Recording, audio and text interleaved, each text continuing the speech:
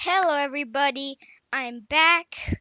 We're doing another recap of a game I just played a few minutes ago, and this game was beautiful. Absolutely beautiful, and I really wanted to share it with you guys because I actually did have one brilliant move, as you guys can see on the screen there.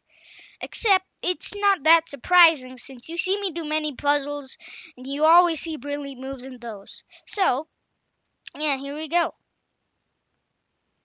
So, the game starts off with the move e4. We get e5, knight f3, knight c6, knight c3, and then we get the move bishop c5, which is a mistake because it actually loses a pawn, believe it or not. So the move I played here was knight takes e5. This is not a brilliant move. It's the last book move. And my opponent did what's called an in-between move, a Zwischenzug, or an intermediate move, whatever you want to call it. Before taking and falling into this fork, you probably made that mistake before. I've made it many times. My opponent played bishop takes f2, but actually, my opponent, I didn't know what to do against this move, so I took. My opponent took, and though from Black's perspective, it looks pretty good. But in this moment, I played d4, and now it looks the opposite, right? I'm like, oh no, they're gonna push my knight away and all that stuff. So, but I was white, so let's flip back to my perspective. My opponent made a mistake here, just queen f6 check. The best move, if I were him, is I would have played knight g6, and that is the best move by the computer as well. So my opponent played queen f6 check, and I thought a little bit here. If you check out my time, I thought a little bit, and then I played king g1 because I decided, you know what? I can always do this. I can always just push the h pawn. I can even push the h pawn one square and bring my king to h2. And since he has no dark scored bishop, and I do, it rhymed. Since he has no dark scored bishop, and I do, he cannot target the h2 square. And if he targets it with his queen, well, that's almost impossible. I'll have a billion billion pieces near the king by then. So, my opponent now played knight c6, and here I played bishop e3, protecting this pawn, and that's the best move. And I actually didn't even remotely think of knight d5. I didn't even know it was a move. Except now, I think after queen d6 or something. No, queen d6 is losing. It's e5. No, not e5. They take your knight, but somehow it's losing. I don't know. But yeah, I don't see how it's losing, or it's not the best move. But yeah, I didn't think of knight d5. What I played here was bishop e3. And after my opponent played d6, then I played knight d5, but this time it's an inaccuracy. My opponent played queen d8, which is obviously the only move to defend the c7 pawn, but after bishop b5, bishop d7,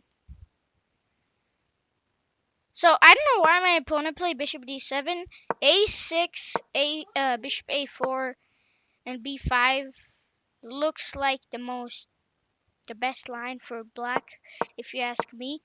But my opponent played bishop d7, and I was like, what? Really? And so now slowly the attack started. Well, okay, first I played h3 to bring my king and bring the rook out, but apparently it's a mistake. But at my level, it's at 1768, which is around strong intermediate or just weak advanced or something. Uh, it's a reasonable move. So my opponent now played knight c e7. Knight g e7 would be this. but they played C E7 because it's on the C file. And after I took and they took,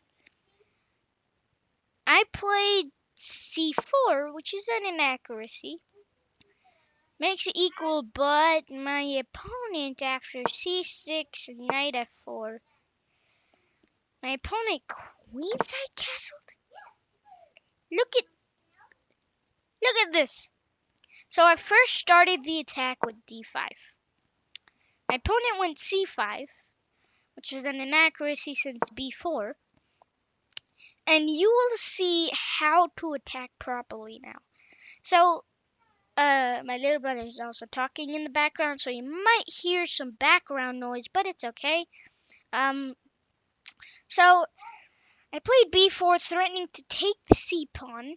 My opponent played G5, kicking my knight out, which is like the worst move possible. Okay, not the worst move. Worst move is like queen C.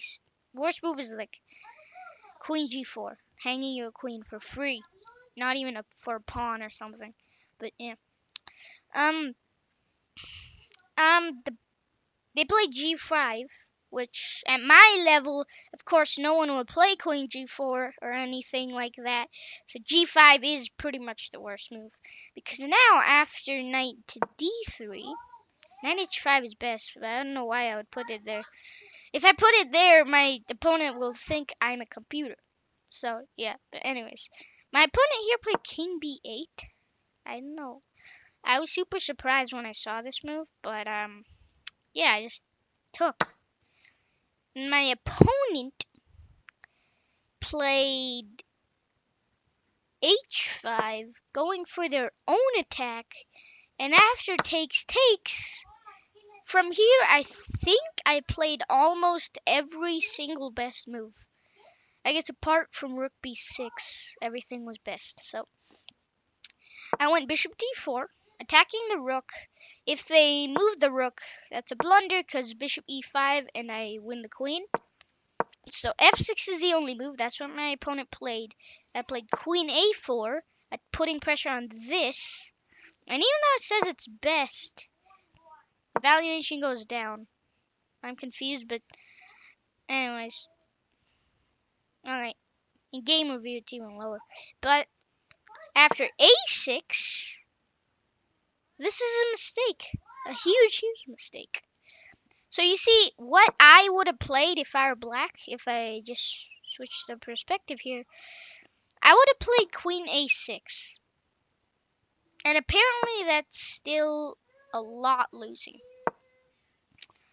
But when you're attacking, you do not want to trade queens. In this case, though, I guess you have so much activity, so many weak. Your opponent has so many weak spots. I guess even this is winning. But my opponent played a6. Switch again. And here I played rook b1. And if you can see by the notation thingy, you're seeing a brilliant move is coming up. So I took a6 with this, and I already told you rook b6 was a good move. My opponent played king a8 here, and this is when I played rook b6. This time it's good, not the best, but still. My opponent played queen c7, and after I went king f2, because I know, so many of you might think after check, take, here, there's somewhere there's a checkmate. But you can also go king f2 here. It's still checkmate. I did the other order because it's important not to rush. If you don't find king f2, not king h2 because the queen guards it, then king f2 should be a great move. Or at least not a great move, but it's got to be the key attacking point. You will not win without all your pieces in the attack. I mean, I have 4 pieces in the attack. Of course, I need to bring in 5, because why not? So, yeah, that's what I did. And my opponent here played the really unfortunate h4. Blundering mate in 5. After I took, brilliant. My opponent took. I took. My opponent went king b8.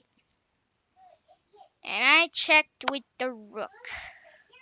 So yeah, here my opponent resigned the game, and I was able to get to my second highest rating ever.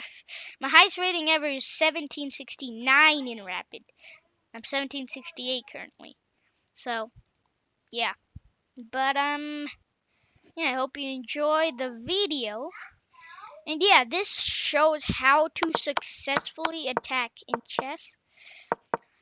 So the main mistake of my opponent's game was castling Queenside.